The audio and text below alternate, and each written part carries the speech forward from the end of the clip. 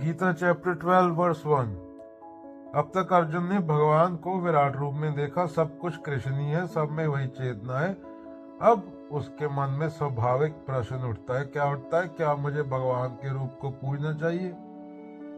जैसे तुम मेरे सामने खड़े हो, मुस्कुरा रहे हो, या मुझे उस निराकार चेतना की उपासना करनी चाहिए जो रूप से परे है?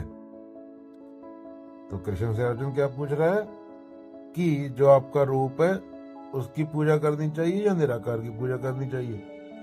मान लो दो बच्चे थे, एक को सूरज की तस्वीर पसंद थी, दूसरा कहता था मुझे तस्वीर नहीं, असली सूरज चाहिए।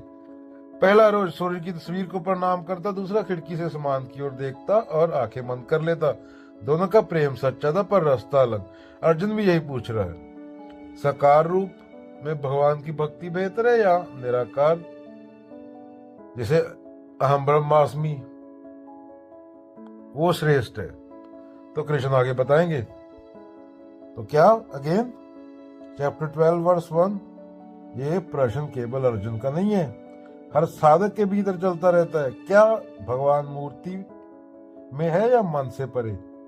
कृष्ण मुस्कुराते हैं क्योंकि दोनों ही मार्ग एक ही मंजिल तक जाते हैं, पर अधिकांश लोग साकार से शुरू करते हैं क्योंकि मन को किसी आधार की जरूरत होती है।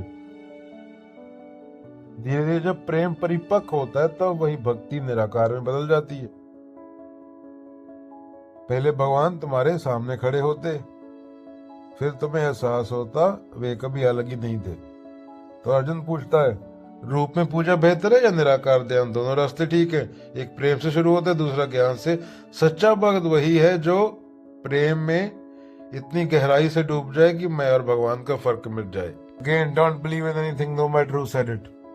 महात्मा बुद्ध।